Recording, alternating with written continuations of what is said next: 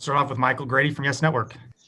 Hey, Sean, could you just take us through what this week was like and the emotion involved as LaMarcus described what he was dealing with and ultimately led to what was a very tough decision for him? Yeah, sure. I'm not sure anybody can honestly comprehend what LaMarcus was thinking and what he was going through. And I'll be honest, I don't want to be the first person to try and figure that one out. I sympathize with LaMarcus. This obviously was not an easy decision for him. You know, after a remarkable 15-year career, what he gave up in order to come and be a Net, even though it was for a short period, speaks volumes for who he is and what he was about right now. So, you know, we wish him and his family nothing but the best, and hopefully a lifetime of health and happiness, and he'll always be remembered for what he did on the court. But you know, again, we wish him all the best.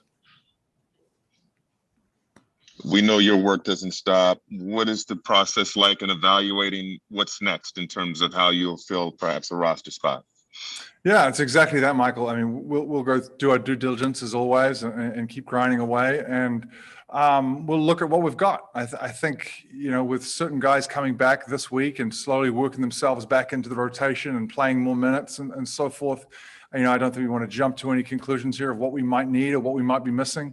We'll look at every alternative and everybody out there. I mean, obviously losing a player like LaMarcus is without a doubt a blow to us, but at the same time, it gives other people, like we've kind of said all year long, this has been one of those years where, you know, things seem to be changing on a whim. Every minute there's something else just around the corner. So it's about us being flexible, and again, it's a great opportunity for somebody else, a group, a person to step up and take advantage of this opportunity. Greg Logan, Newsday. Sean, if I'm not mistaken, today is the 10-day period for James Harden that they said he was going to be reevaluated in 10 days. Has that taken place yet? And just in general, where does he stand in terms of his recovery? Yeah, I can tell Greg, I can tell you that James is progressing well. He's looking forward to having at least one or two more play days, you know, which means he'll play 4-on-4, 5-on-5 with the group in practice. And then hopefully if things go smoothly like that, you know, he'll be out and joining the guys in a game. But he's progressed well. He's met his markers up to this point, you know, and we'll just continue to progress him along. And hopefully it's not too much longer. But, you know, at this point, I can't put a timetable on whether it's 2 days, 5 days, or so forth. Brian Lewis, New York Post. Hey, Sean. Could you, obviously you don't find players like LaMarcus easily. I'm curious, would you be more inclined to try to replace him like for like with a big man? Or considering how shorthanded you are in the backcourt, would you be more inclined to be looking at a guard? Where's the best available?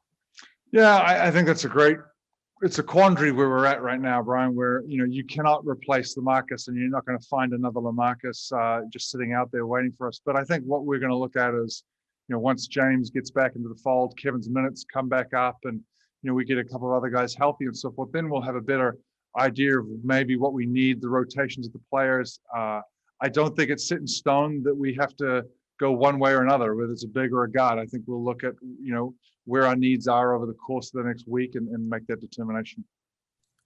Malika Andrews, ESPN. Hey, Sean, it's good to see you. I guess I'm just wondering, with LaMarcus, was it sort of like, thank you, and now you're on your way? Is he still around at all? Was he able to kind of come in and talk to the guys? What was that process like? Yeah, I know he had conversations with the guys via phone. I mean, he wasn't physically in, and the team's obviously been in and out, traveling and so forth.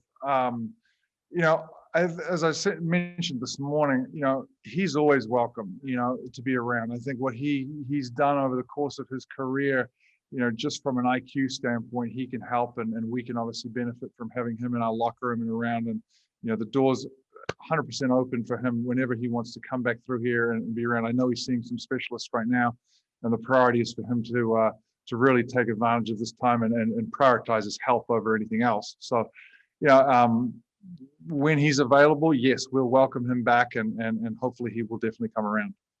Thank you. Christian Winfield, New York Daily News. apologies for the drumming band in the background. Hope all has been well on your end. Hope everybody on your side is safe and healthy.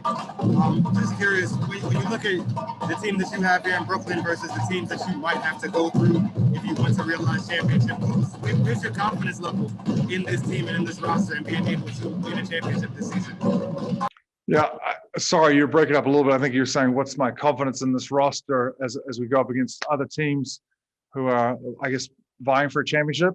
Yeah, just your confidence level as a whole and being able to win a championship this season. Yeah, great. Well, look, I think we have to be confident. I think we know what our goal is. We know what we're striving for. We know what we're shooting for. I think during the same time, we need to be realistic about and stay humble and keep grinding. I mean, this season, as I mentioned before, this has been one where you never quite know what's around the corner. And right when we think, okay, here's our roster, all of a sudden things change. And there's 30 other NBA teams going through very similar things to what we are with the pandemic and everything else. And we have to stay flexible. But obviously, I like the roster. I love the talent on the team. Hopefully, as soon as we get this group together, playing together, and that continuity that Steve and everyone else has talked about, getting them used to each other on the court, that'll be key. And the sooner we can do that, the better, obviously. And then we'll see where it goes. Obviously, for the remainder of the season and into the playoffs. Alex Schiffer, The Athletic.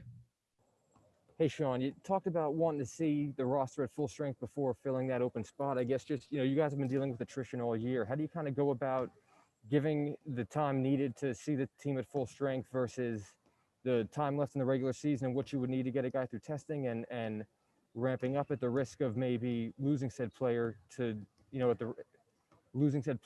of the time taken to get the roster health and everything? Just kind of how do you juggle all that given the way the year's gone for you?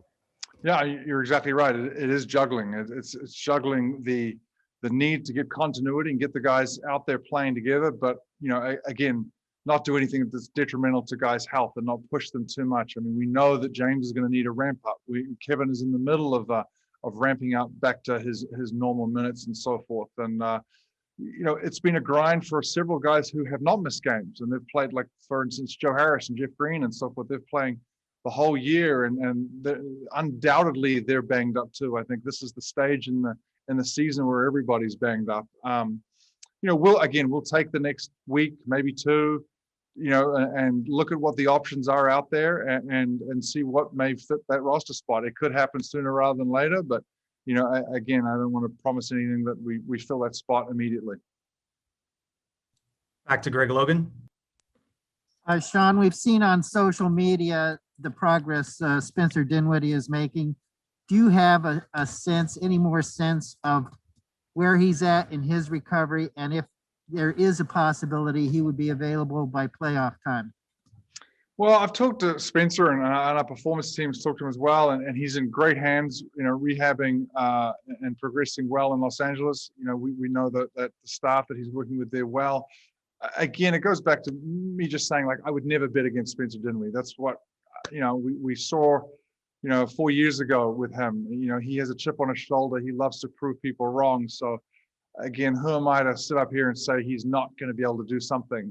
I think that's only going to backfire. But, I think the primary concern for Spencer is his long-term health. Is not doing anything that's detrimental to his career and his career longevity. So, if there's an opportunity for him to come back and play, during this playoffs, we'll have to evaluate it. This is the time. But again, I think this is, these are questions and answers that I really couldn't give right now, because we have to just see how he progresses over the next month, 2 months, 3 months, and so forth. But the priority here is going to be his long-term health and what happens to Spencer, 2, 3, 4 years down the road.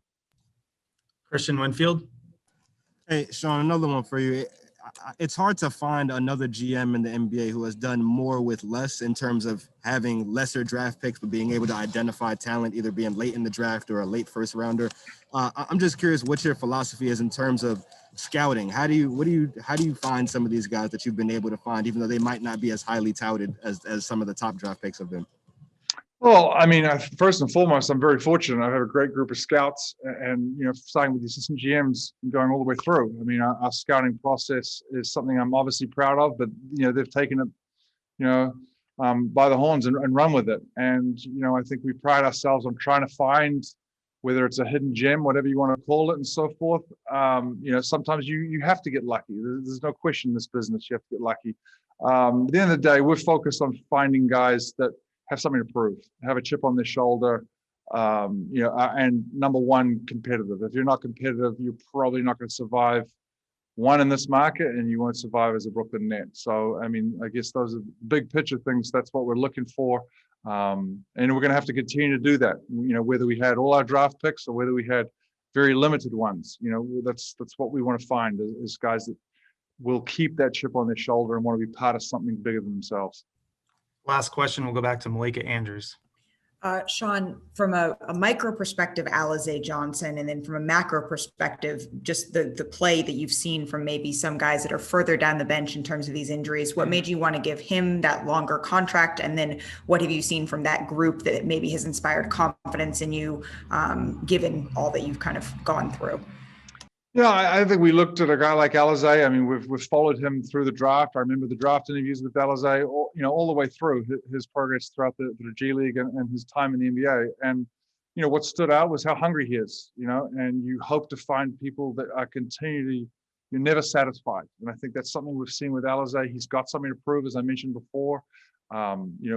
It's exciting to get a young guy like Alize in our group with our performance team, with our great development staff that have continued to do a great job on and off the court, and we'll see where it goes. But it's driven by the players. I mean, we have the staff and we have the processes and protocols in place to help them. But again, it's got to be driven by the players. And I think that's what we've seen in the past, where other guys that have come here and had success, whether that's Joe Harris, Spencer Dinwiddie, Karis LeVert, and the list goes on.